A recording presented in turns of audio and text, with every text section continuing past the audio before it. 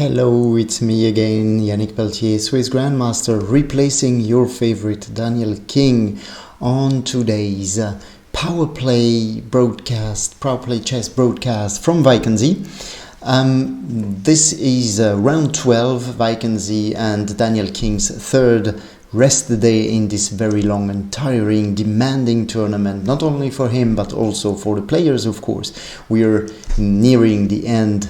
And the tension is rising, and we have a clear leader before this round, Fabiano Caruana, a full point ahead of Magnus Carlsen, the world champion. I have decided to take his game, a crucial game, of course, for the tournament in this 12th round as well.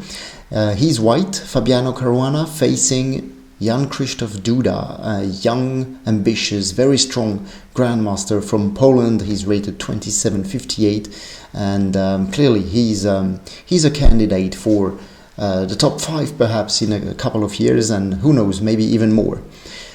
Caruana white, and he goes d4, knight f6, c4, e6, g3, d5, and bishop g2. We're in the realm of the Catalan opening, a specialty of the vice world champion from the United States. Bishop e7, knight f3, castle, and d takes c4. Duda going for the classical line. And here, subtlety with the move order by Caruana, who goes queen a4. I believe he wanted to avoid queen c2, b5, which is fashionable, and I think Duda has played it also so far. So perhaps with queen a4 he would like to sidestep this. On the other hand, if black plays a6, then well, he cannot play a4 anymore, and he would have to take on c4 with the queen immediately, which is the main line. But there is also this move c6, which Duda played very quickly, so maybe he intended to play it as well after queen c2. And as you can see, after queen takes c4, b5, queen goes to b3, bishop b7. We're getting a position which resembles the semi-Slav with e6, d5, c6, and black takes on c4, plays b5 later on. And I mean, we have a very similar pawn structure, just the bishop is on g2. So it's a kind of hybrid between Catalan, Reti opening and semi-Slav, and something which can arise, of course, through different move orders or even openings.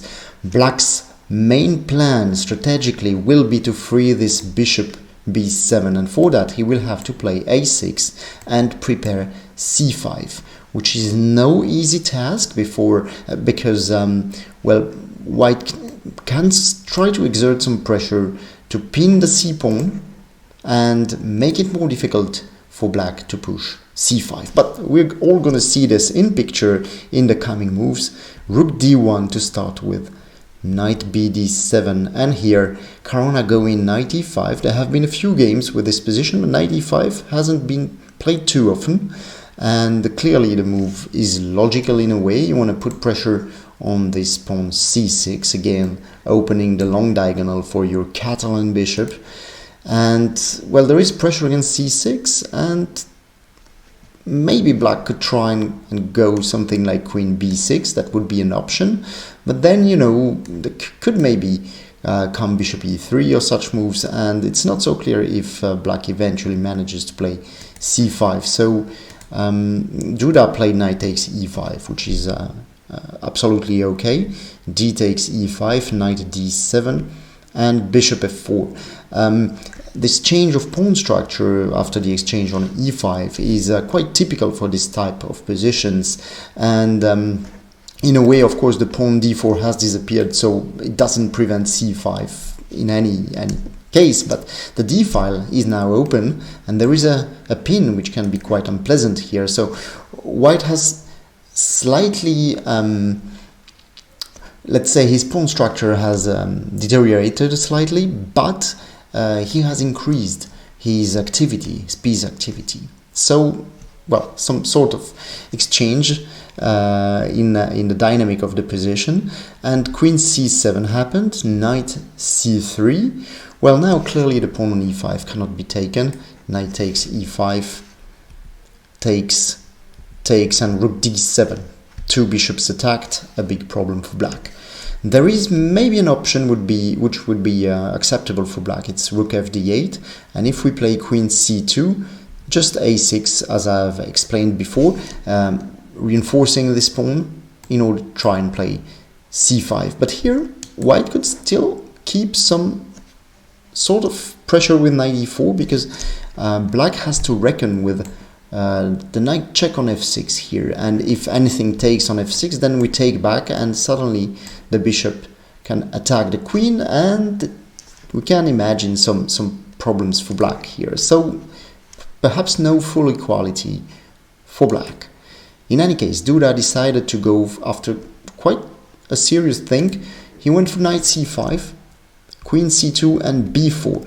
This is a double-edged continuation, clearly, because even if he would manage to play c5 later on, his pawn structure wouldn't be too good. I mean, speaking of weaknesses, the square c4 is now clearly weakened by the move b5, b4.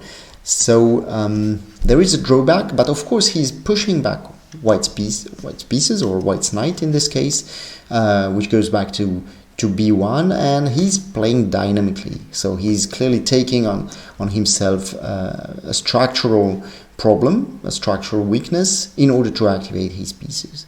A little bit as white has done before. Bishop a6. Now we can see the bishop doesn't actually want to get active on the long diagonal. It finds another diagonal, a6, and those he actually prevents knight d2, because e2 would be hanging. Bishop f3, and possibly here Duda didn't go for the best move, which might have been rook fd8, knight d2, and here, well, not easy to spot or not easy to understand actually the move knight d7 suggested by the engine. I've compared with a few engines and they all seem to believe that knight d7 is good, but to find this over the board for a human being is far from easy.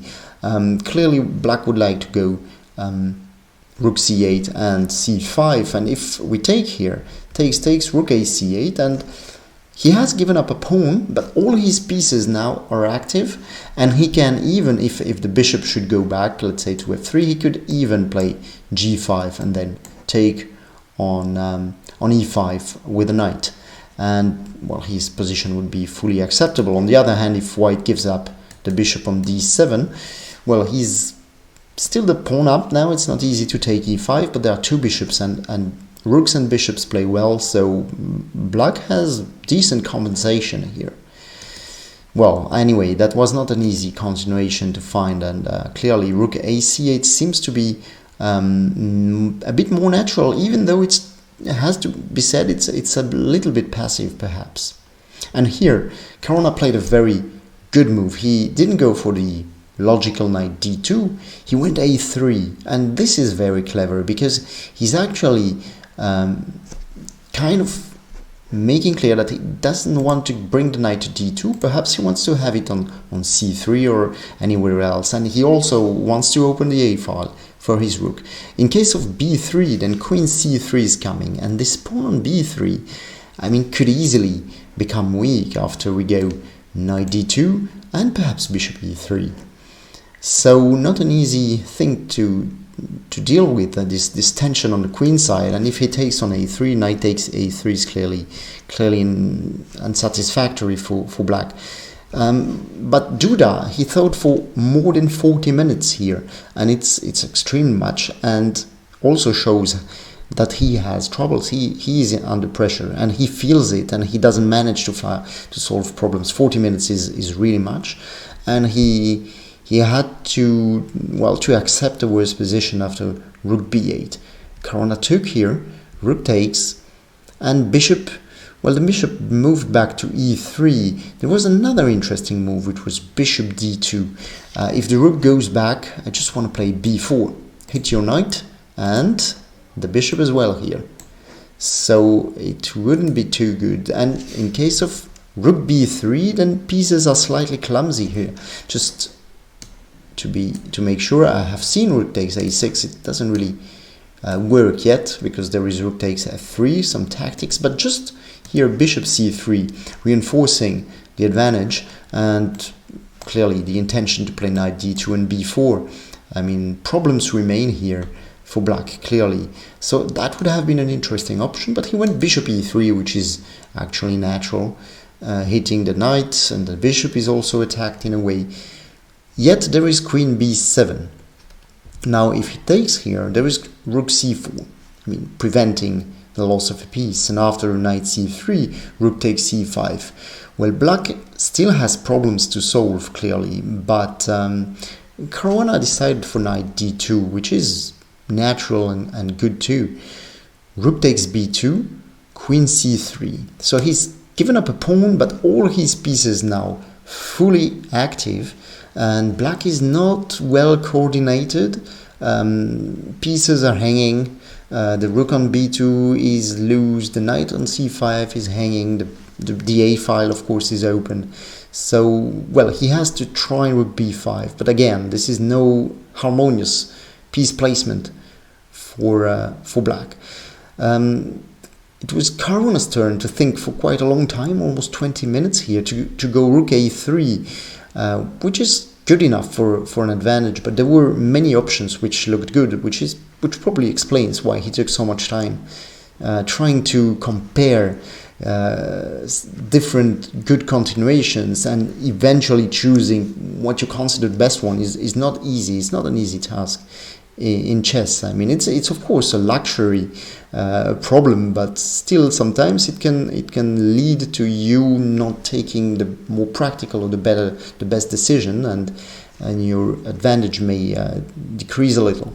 Queen b8, rook da1, bishop b7, and now he gains back the pawn, and we have again, as before, full activity for white, and a pawn weakness on c6, and pieces loose in the black camp, clearly.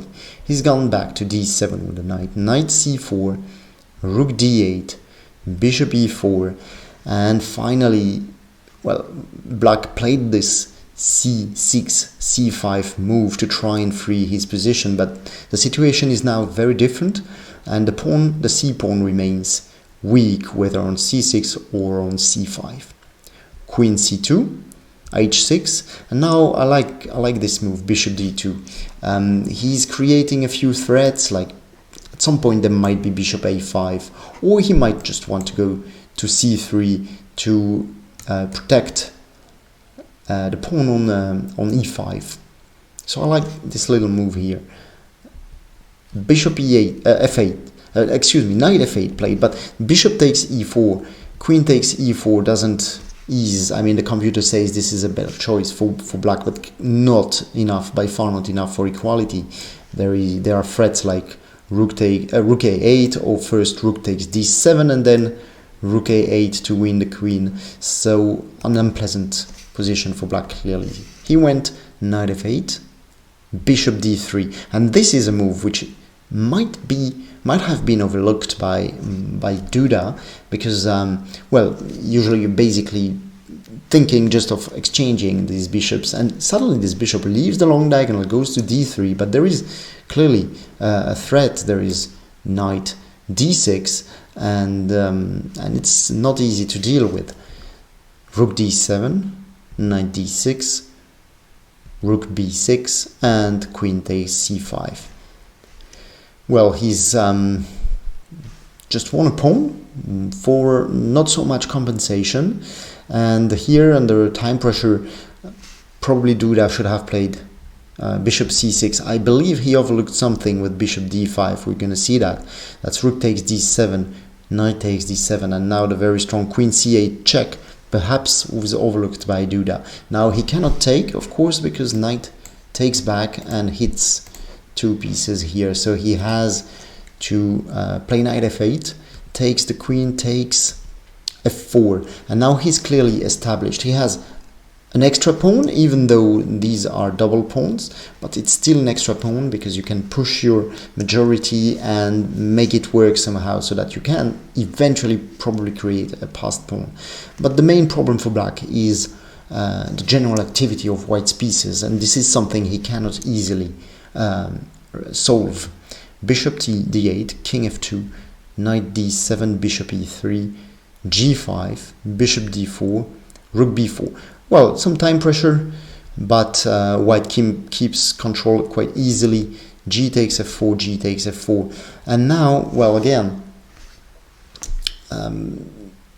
the bishop is on d4. I mean, very soon the rook will penetrate here. He just has to watch out for tricks, but basically that's what can happen very soon. And after king f8, Caruana displayed really neat technique. I mean, he's much better probably winning. If you don't have good technique, then you might have problems, but for Caruana this is just a question of playing the right moves and keeping control, and that's what he's done with bishop b5, hitting the knight. And now, well, if bishop b6, then takes rook a7, f7, the pawn on f7 is dropping. You're going to be 2 pawns up. The black king is also in trouble, so it's clearly winning. He tried knight f6, pawn takes f6, rook takes d4.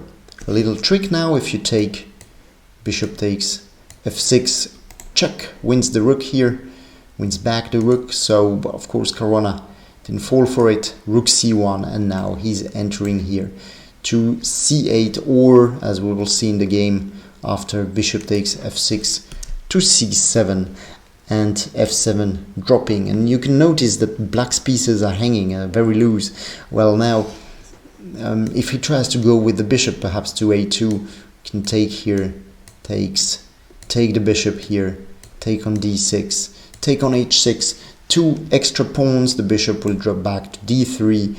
This is trivial win. This is a trivial win for white, clearly. Duda tried bishop h8, rook c8 check, king e7 takes, well, and now the rook is hanging on d4, so you need to move it. Rook b4 is what he had in mind, but there is knight c8 check, king f6, and bishop d3. According to the notation I've got from the live games, Duda would have played bishop e4 and resigned, so this seems a little strange to me. So I believe he has resigned here after bishop d3. He's just a piece down, and he's has no compensation for it. Well, I'll reveal that Fabiano Caruana, with this win, has actually also clinched victory in the whole tournament a round before the end, since Magnus Carlsen made a draw, only a draw with white against Artemiev. So Caruana is 1.5 points ahead, the world champion. He has an amazing score of 9 out of 12. Excuse me. Those are 6 wins and 6 draws. This is an amazing score, and Carlsen, he has just 7.5, so he cannot catch up with Caruana in the last round. It's the first victory of Caruana in Vacancy, and I would say a brilliant one, considering his results in previous years, which were not always too good. Clearly a great achievement for the American, and he's also sending a clear signal to his opponents of the upcoming candidates tournament in March, telling, guys, I'm going to be one of the favorites. So we're going to see what happens. As for me, it was a pleasure to make this commentary for you. Thanks a lot for your attention. I hope I'll see you again on PowerPlayChess. Thank you.